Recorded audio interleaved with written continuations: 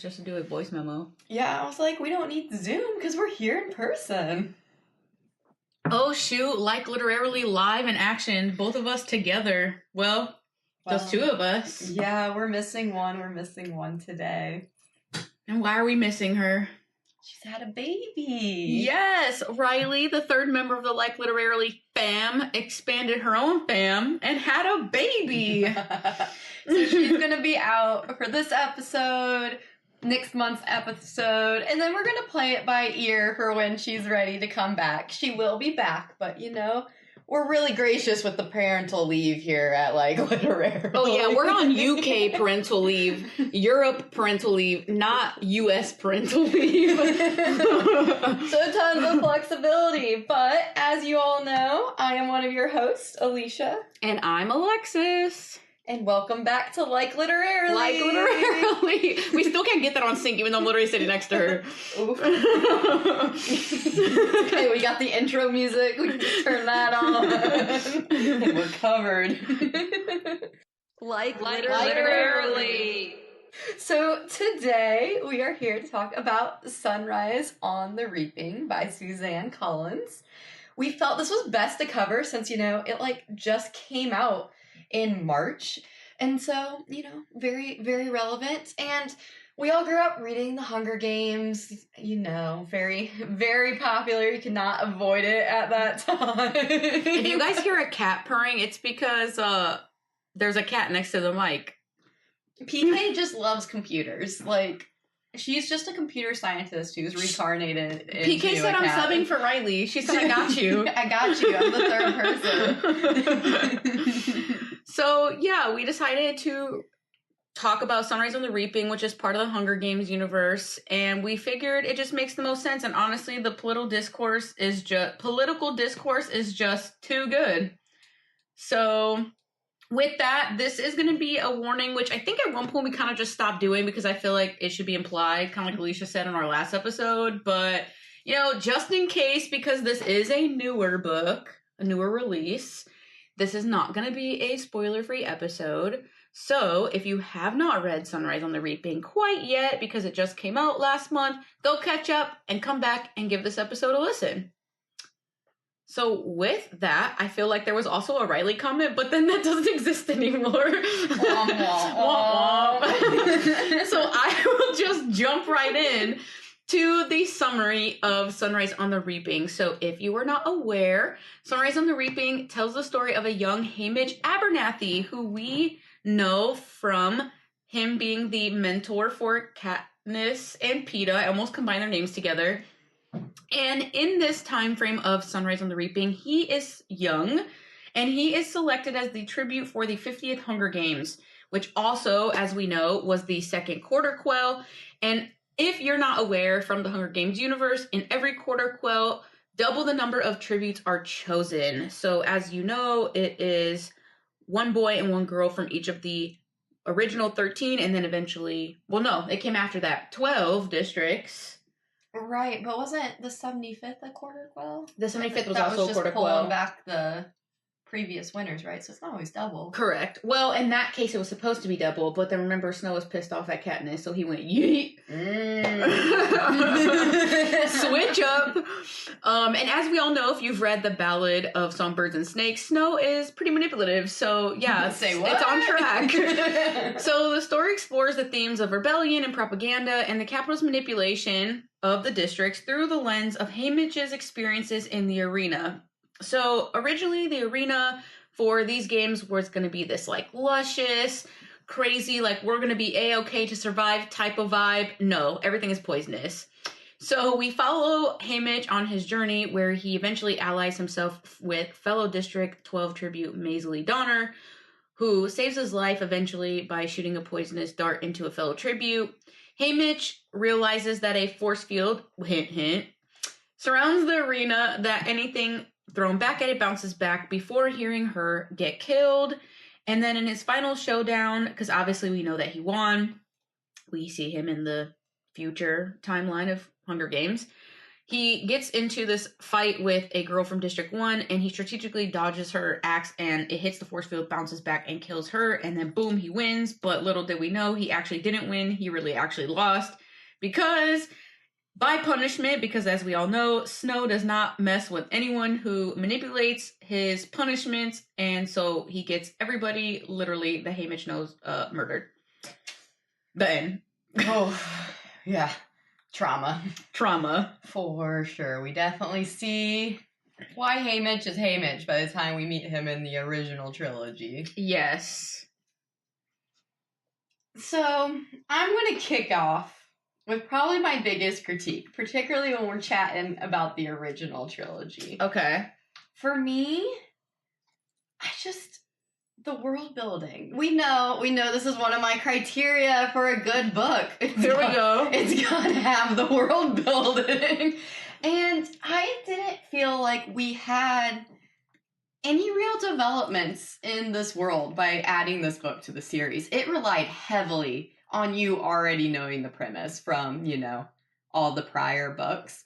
And if you're coming back for that greatness, maybe not the world's best descriptor given the premise of all the books. But if you just want to be back there in that storyline, great, you are thrown immediately right back into it. And it feels a little hypocritical because sometimes I read a sequel and I'm like, why are we recapping absolutely everything? And she didn't do that. So I appreciated that we didn't have all that recapping.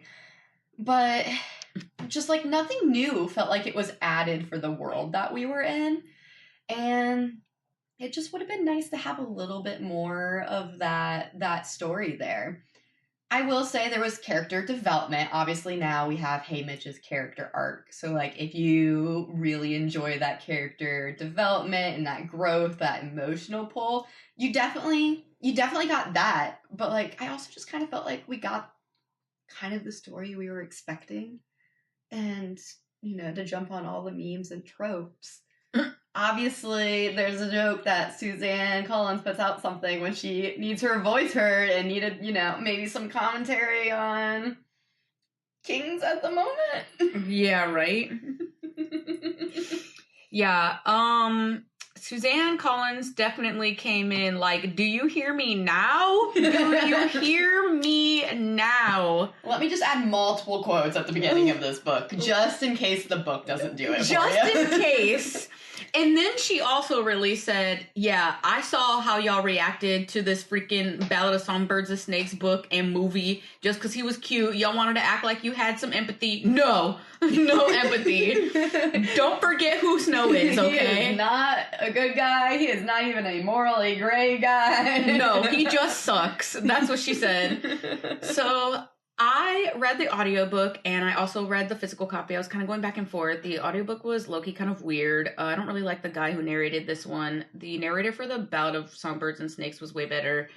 But we really just see so it's interesting because it's actually recommended to read the stories in publishing order. It doesn't actually recommend to read Ballad of Songbirds and Snakes, which is technically first chronologically, then Sunrise on the Reaping, and then Hunger Games. She fully recommends to read them in publishing order, which makes sense. Because, again, there was no world, but, you would have just been chucked in if you, for some reason, picked this one up first. Yeah. What? So with that, we really see Snow's plan that we see him come up with in Ballad of instilling the games as a requirement, and this whole major event has been implemented at this point. So how he becomes what was the doctor's name? I completely forgot. The evil chick. Oh man. That he becomes the mentee under. It's really interesting because we see a lot of the ideas that he comes up with and her be yeah, this is about to be my replacement, really, really come to life because in Ballad, it's super underfunded. They literally have to go chuck them in a zoo. There's no training facility. They have to pretty much have these fake sponsorships, which we see Snow capitalize on the idea of actually starting. PK, what are you doing, my dude? He's just going for the donuts. Well, you're not getting them because there's only one left. That's my tissue. Are you done? Okay. So pretty much after that, like obviously by the time Haymitch comes around 40 years later, we see that it's already an event. The sponsors are full blown in production. People are actively betting on the games. In the districts. They're in the districts, yeah. Oh, we see them forced to watch it now. So the environment that we're introduced in Hunger Games where there's these huge TVs in the squares, we've already seen that implemented. So like Snow worked fast. That's 40 years. He worked fast. That is pretty fast to implement that kind of systemic change. Like, if you think about it historically, like, that is so fast. Like, you got TVs in all the districts. Yeah, he was not playing around. He said, all you are going to know I got my heart broken. So, even at this point, we already see, speaking of systemic changes, we even see that he's also established the whole extra entries for food and stuff. That's already been implemented at this point. Which is crazy. So, honestly, though, like, okay, for lack of world building, I almost wonder if Suzanne Collins used this as a kind of stepping stone to possibly open up another storyline. Don't know exactly whose, but, like, personally, I need Plutarch's story yesterday. I would definitely say he's a morally gray character. For sure. He's, like, not really concerned about his actions as long as he gets the outcomes that he wants to see. And so that's really interesting. I do feel like we need somebody's point of view in the Capitol outside of, like, the beginning of all of this. Like, in this more modern era, it sounds weird to call one modern because, like, this one guy is just driving the whole thing. Like, it's one generation.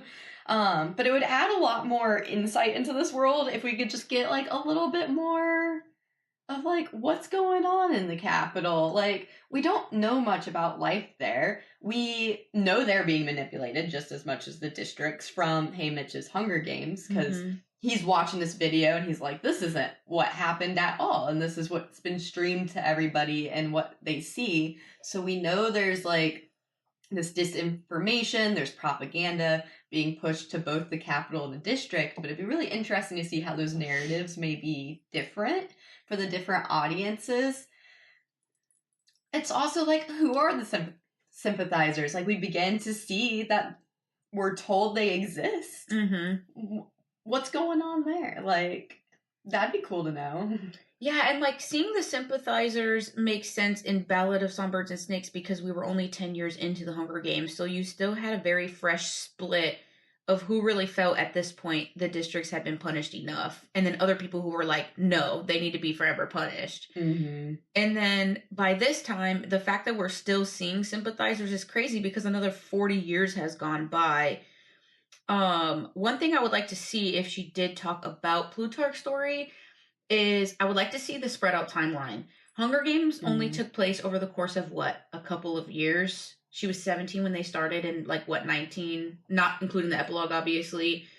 Haymitch's obviously takes place over the course of the year up until the games or whatever, or the 6 months, whatever that timeline is. And then I guess Ballad of Songbirds and Snakes took over a little longer than that because obviously they went through the games and then there was the whole time period where he was separated from Lucy Gray and then obviously they reconnected and then the timeline kind of sped back up from there to the end of that. But I would really like to see Plutarch's story, but kind of over the span, us maybe getting introduced to him towards the end of the games or whatever, and then it picking up where we see his turn into not really being on the vibe of the Capitol anymore and kind of him plotting what he's going to do. Was it super intentional? Was it just kind of lucky? Was it literally super unintentional? I want to know how he ended up going from Plutarch that we see in Sunrise on the Reaping to the Plutarch that we literally know is undercover in the Capitol, becomes the head game maker for the freaking third quarter quill. He's in deep. He's in real deep. I just want to know. I want to follow that whole timeline, and even if it's the timeline of maybe him manipulating his way through the Capitol to become the game maker, and us getting flashbacks to kind of what leads him to that, and then getting maybe a little bit of interactions with Tigris, which is President Snow's cousin. I do love a book with some flashbacks. Yeah, I would really like to see that over the course of just more than one timeline, I think, because I think with Katniss, Katniss' story in Hunger Games, Ballad of Songbirds and Snakes, and then even with Sunrise on the Reaping, I think we only get these pieces of the timeline, and I think it's due time to kind of get, especially from the Capitol, like you said, where we don't really know what the inside of the Capitol really feels like in the more modern part of Panem. I really want to get like a kind of more spread out timeline, flashback, Capitol inside perspective, and Plutarch would be the perfect way to do it. That'd be interesting to get that temporal scale in there as well. I like that idea. Especially because it goes to show you, like, to rebel in that case does not take 5 minutes. Like, it is very deadly. It's very dangerous. You have to be extremely careful, and it's a process. It takes time. Yeah, I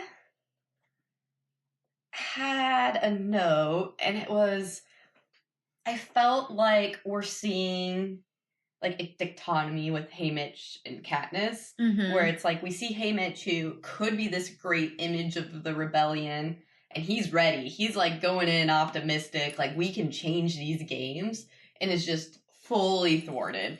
So it's like you have this symbol, but at the wrong time, versus Katniss, like, wasn't the most corralling necessary, like didn't have that charisma necessarily there, but it was like the right time to make the move because of all of this that had happened for all of the years before. And so I thought it was interesting reading from that perspective of just, oh, we're kind of seeing you can have the right person at the wrong time and you can have the wrong person at the right time, but it's all of these efforts coalescing that still get you there.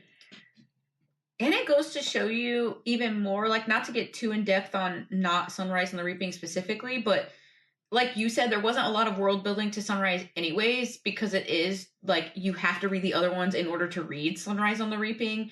It just goes also to show you how much that people, to include Haymitch, really set Katniss up. Like, that poor girl. Like, no wonder why she makes so much.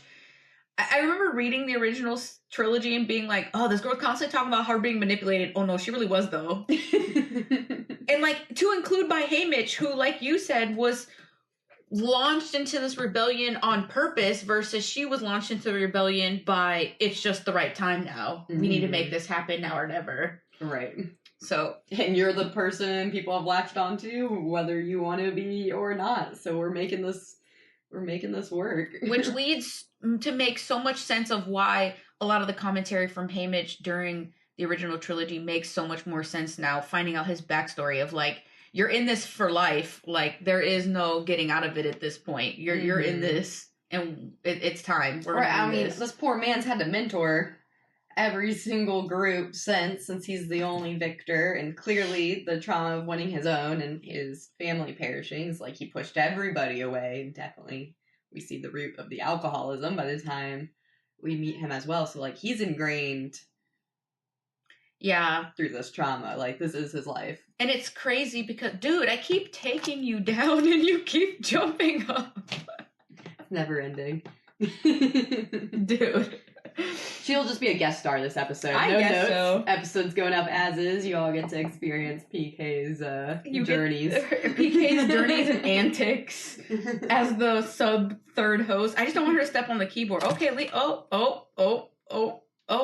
okay. She's found her seat. I forgot what I was gonna say now. Oh, he makes a comment about how he, like, doesn't drink and he's just not into all this stuff. He just lives his life with Lenora Dove and blah, blah, blah. This man is in love. Literally. Like, he's down bad, okay? Down bad crying at the gym. Like, he's the whole training montage. The whole training montage, literally. And then, obviously, like Alysha said, we meet him, Haymitch, the alcoholic, deep alcoholic. And it's like, woof. But now we know why. And man, I feel so bad. Like, Snow really finessed Haymitch. He was like, just your mom and brother die. And then he says, psych, girlfriend too. Damn. In front of him. After having to go to the games and witness all that.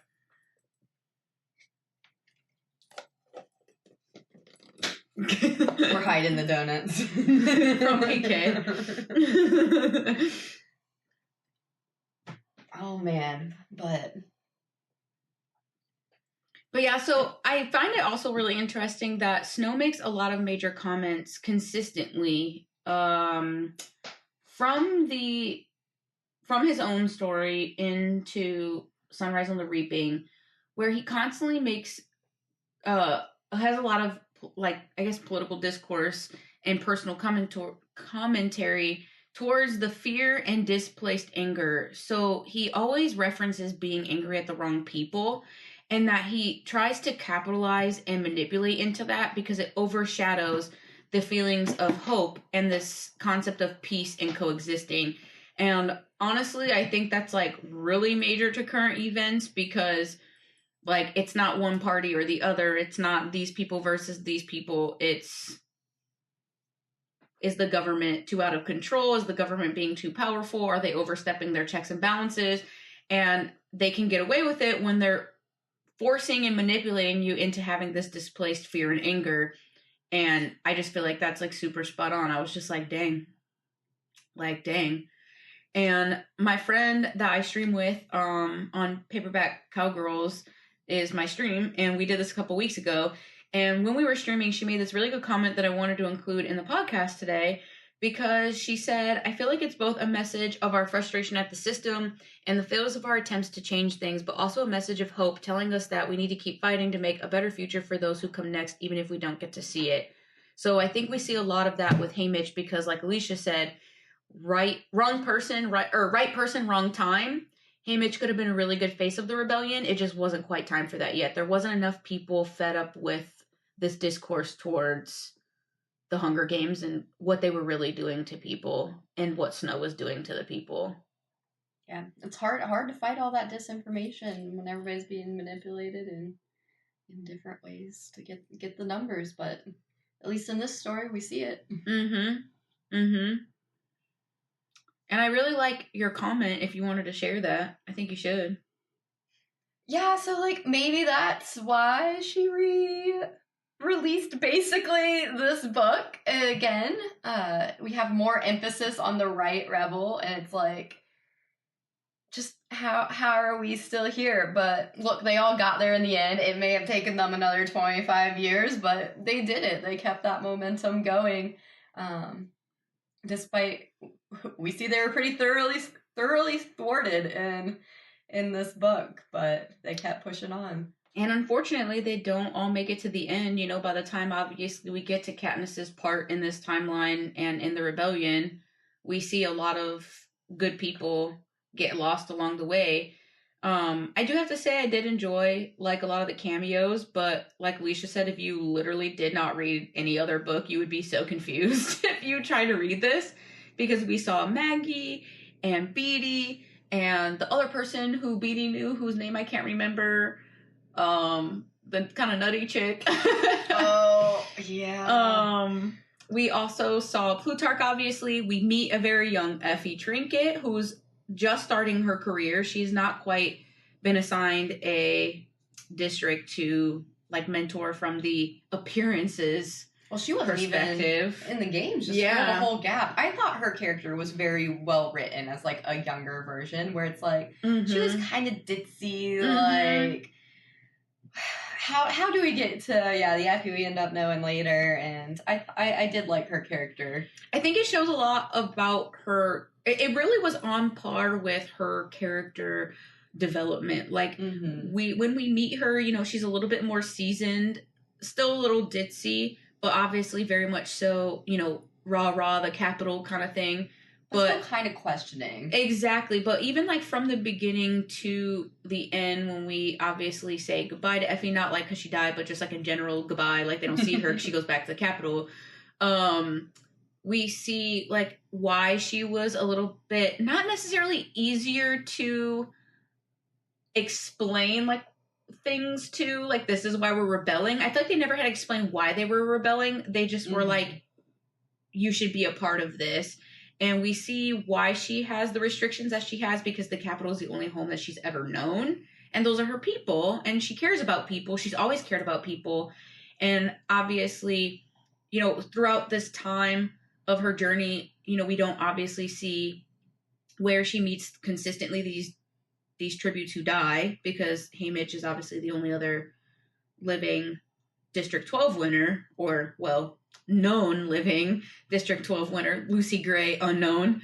But I guess we also kind of see the pieces of Effie in the Sunrise on the Reaping as this younger, ditzier, kind of happy-go-lucky character, why she would have eventually fell in love with Peeta and Katniss, and why it was so easy for her to, because she really deep down, like, was a good person.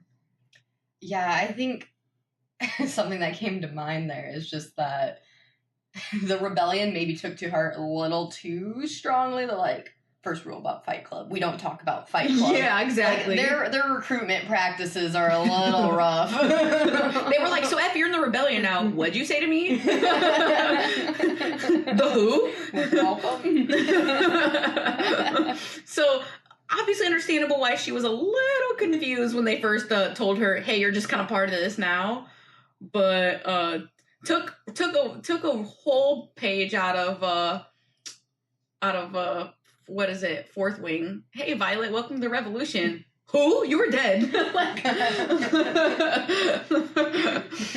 So yeah, but I really did like her character. I realized the last few books that I've read, like I just recorded the stream for Solitaire, which is part of the Heartstopper universe, and then there's this one, which is part of the Hunger Games universe. And I just feel like the last few characters that I've gotten to go kind of backtrack in their story and gotten the earlier character of them and then how it connects into their character development. I mean, it's just all been pretty spot on. Like how all the role that they play, like despite the cameos maybe not necessarily making sense in the sense of the world building aspect. I mean, they're pretty spot on. Mm-hmm. I really liked it. I do like revisiting our characters. The Beatty storyline was crazy. That was sad. That was so sad. I was like, y'all, no wonder why this man was like, I'm messing all this shit up. He said, I do not care. Full send at that point. He said, I do not care. That's what all of you get. I mean, he's very similar to Haymitch, that, you know, he lost a lot in the process. So, yeah, it was crazy. So on that note of all the trauma in this book, do you recommend it? I do. It was a 5 out of 5. It, you know, I think I've rated all the rest of the Hunger Games universe 5 out of 5 because Suzanne Collins is a phenomenal reader and drops the bombs on us when she's like, yeah, y'all heard what I said, and I said what I said. I honestly just adore the series. I think it's timeless. You can apply it to literally any point of history, including now. And it's not my favorite out of the series. I think a lot of people, it took kind of like, you know, top block in what they enjoyed reading the most out of Hunger Games. I think I'm still a Mockingjay gal, but Ballad of Songbirds and Snakes actually is tied with Mockingjay for me. But I would say this one and Catching Fire are probably my next ones after that.